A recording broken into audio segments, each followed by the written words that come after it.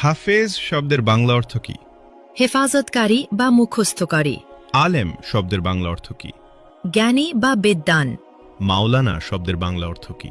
ধর্মীয় নেতা বা অভিভাবক। মুফতি শব্দের বাংলা অর্থ কি? ধর্মীয় আইন বিশেষজ্ঞ। শয়তান সবচেয়ে বেশি কাকে ভয় পেতেন? হযরত উমর রাদিয়াল্লাহু আনহু।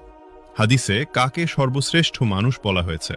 যে কোরআন শেখে ও অন্যকে শেখায়। সালাতের পর কি পড়লে গুনাহ মাফ হয়? আস্তাগফিরুল্লাহ। হযরত মুহাম্মদ সাল্লাল্লাহু আলাইহি ওয়াসাল্লামের সাথে সর্বপ্রথম কোন প্রাণী কথা বলেছিল? উট। নফল শব্দের অর্থ কি? ঐচ্ছিক ইবাদত। রাসূল শব্দের অর্থ কি? আল্লাহর প্রেরিত দূত। নবী শব্দের অর্থ কি?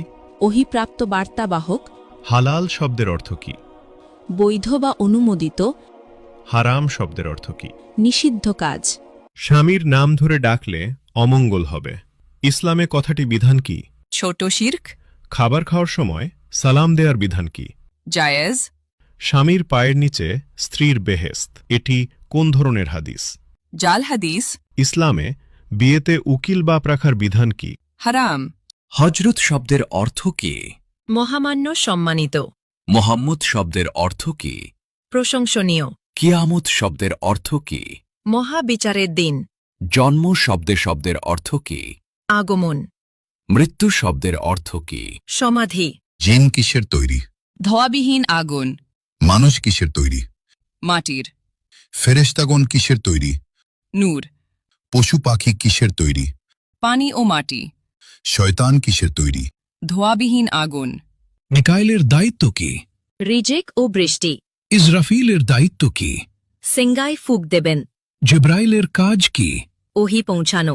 আজরাইলের দায়িত্ব কি? মৃত্যু দেওয়া। কিয়ামতের দিন সিঙ্গায় কয়বার ফুঁক দেওয়া হবে?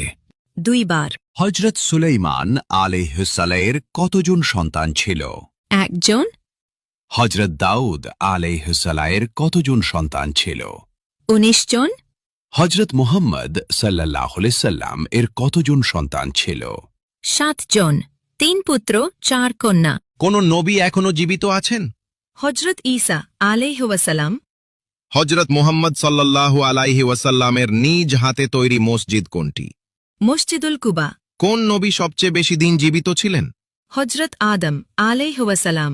পবিত্র কুরআনের প্রথম শব্দ কোনটি? ইকরা। কোন নবীর নাম আল্লাহ নিজেই রেখেছেন? হযরত ঈসা আলাইহি ওয়াসাল্লাম। হজরত মুহাম্মদ সাল্লাল্লাহু আলাইহি ওয়াসাল্লামের জন্ম কত খ্রিস্টাব্দে? 570 খ্রিস্টাব্দে। হজরত মুহাম্মদ সাল্লাল্লাহু আলাইহি ওয়াসাল্লামের জন্মস্থান কোথায়? মক্কা নগরীতে। হজরত মুহাম্মদ সাল্লাল্লাহু আলাইহি